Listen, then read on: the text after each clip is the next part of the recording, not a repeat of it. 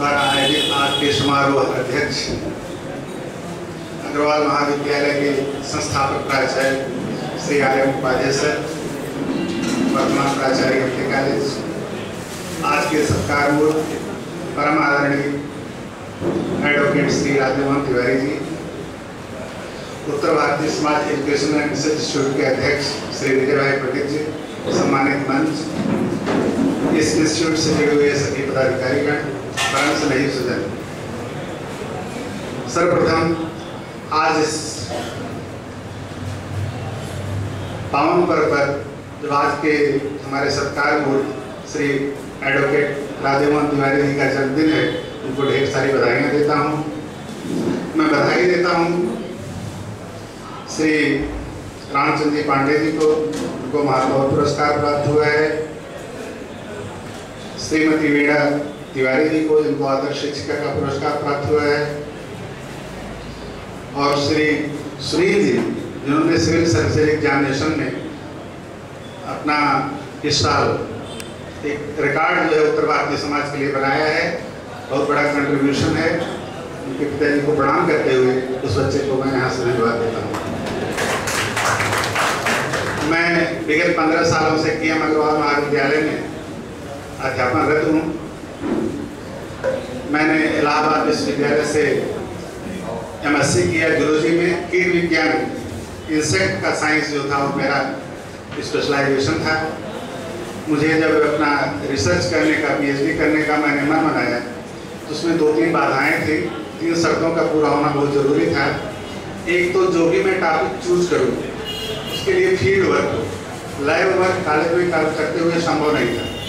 Field work में PhD हो सकती थी, लाइव वर्क के लिए बड़ी लंबी छुट्टी लेनी पड़ती, जो हमारे कॉलेज में संभव नहीं था कि नौकरी करते हुए कर सकता। दूसरा, टॉपिक जो हो वो हमारे स्पेशलाइजेशन कीट विज्ञान से संबंधित कोई कीट हो, और तीसरा, हमारे जो रिसर्च का टॉपिक हो जिसमें मैं काम करूं उसका सामाजिक सरोकार हो, उसका कोई सोशल रिलेवेंस हो साइंटिफिक फाइंडिंग्स के साथ।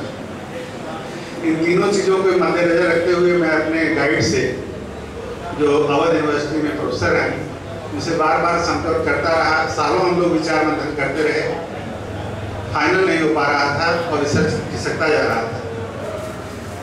विजय भाई द्वारा आयोजित सारे समारोहों में मैं श्रोता के रूप में पीछे बैठा रहता था, बार बार सभी भाषणों को ध्यान से सुनता था, सभी शेरों को ध्यान से सुनता था।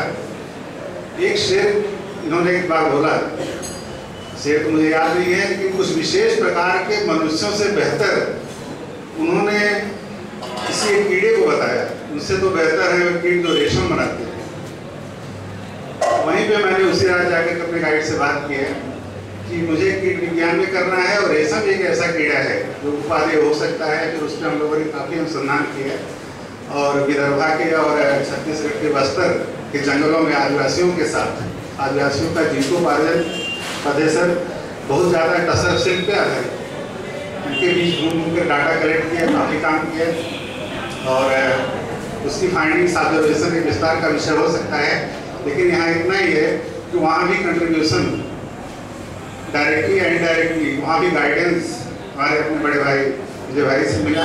भाई साहब से बातें कभी बताया नहीं, क्योंकि इतना नज़दीक उन्होंने मुझे कर लिया है कि बहुत सारी चीज़ें मैं अपना अधिकार उनके कर्तव्य समझने लगा हूँ। साथ ही साथ इस उत्तर Bharatiya Samaj education and research institute का मैं बहुत आभारी हूँ जो इस प्रकार से मुझे सम्मानित कर रहे हैं। कल मैं स्टाफ रूम में बैठा था, हमारे यहाँ डॉक्टर मनीष कार्ड लेके आए, कहे कि आपका सम्मान है। मैंने कहा मुझे मालूम है, भाई साहब ने बता दिया है। उसमें मैं हिंदी का नवभारत पेपर का पढ़ रहा था। नवभारत में बाएं पृष्ठ पे कोने पे एक समाचार छपा था कि 25 जुलाई 1978 को टेस्ट ट्यूब बेबी का सफल एक्सपेरिमेंट जो था, उसके टेस्ट ट्यूब बेबी के जनक रॉबर्ट एडवर्ड्स, जो कैम्ब्रिज यूनिवर्सिटी में प्रोफेसर हैं, उनको नोबेल पुरस्कार मिला। बहुत बड़ा कंट्रीब्यूशन है।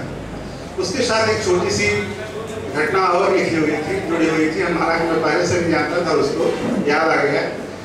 ऐसा क्यों बता रहा हूँ कि इस प्रकार के सम्मान समारोहों का कितना रिलेवेंस है, कितनी उपादेयता है, कितना महत्व है, ये कहाँ पे किस प्रकार से काम करते हैं।